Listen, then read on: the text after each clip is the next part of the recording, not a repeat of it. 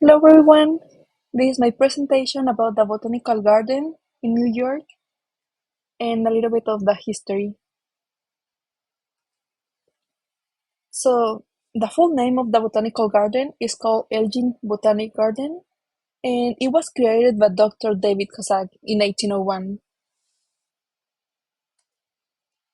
Before I begin, I want to give a little bit of general information for anyone who may not know what a botanical garden is. So, a botanical garden is dedicated to the collection, cultivation, preservation and display of a specifically wide range of plants, which are typically labeled with their botanical names. And the purpose of botanical gardens are to devote their resources to the study and conservation of plants, as well as making the world's plant species diverse known to the public. Who was David Hossack? He was an American physician, botanist, and educator. He was also the creator of the first botanical garden in the US, which was the Elgin Garden that I already mentioned. And he was also the doctor who saved the life of Philip Hamilton, the son of Alexander Hamilton. And he also attended the fatal injuries of Alexander Hamilton after his duel with Aaron in July of 1804. For the inspiration for the Elgin Botanic Garden, Hossack's father used to be a merchant in the city of Elgin, in Scotland, and even though he never lived there, he was inspired by the garden scene on this place, which was his father's birthplace. Now, how did it all happen? Let's start from the beginning. So Hossack purchased 20 acres of rural land on the outskirts of New York City, just under 5,000. And I know it doesn't sound like too much for 20 acres, but that's about 112,000 in 2023 dollars, which is still not too much for 20 acres, but back in the days land used to be much cheaper.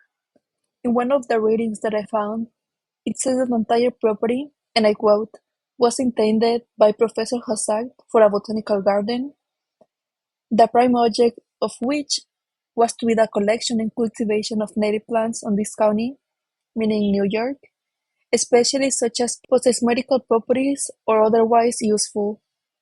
Hossack also landscaped the garden with a variety of indigenous and exotic plants, and they were all mostly from American origin.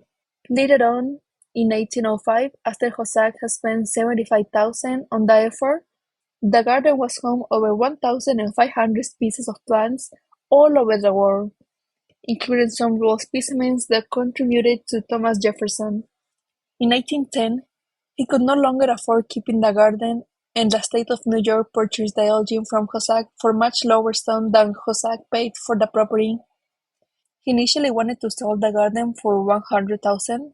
However, no one was buying it, so the state of New York ended up buying it for only 70,000. Later on, the care of the garden was placed on hands of the University of the State of New York, which then gave it to the Columbia College in 1814. And Columbia had no interest in continuing with the costly project because it was super pricey having to invest on water, resources, having to pay people to take care of the plants. So the Elgin Botanic Garden was abandoned and eventually fell into decay. And Columbia ultimately leased the land in the 1920s for the construction of the Rockefeller Center, which is the building that you can see on the image right there.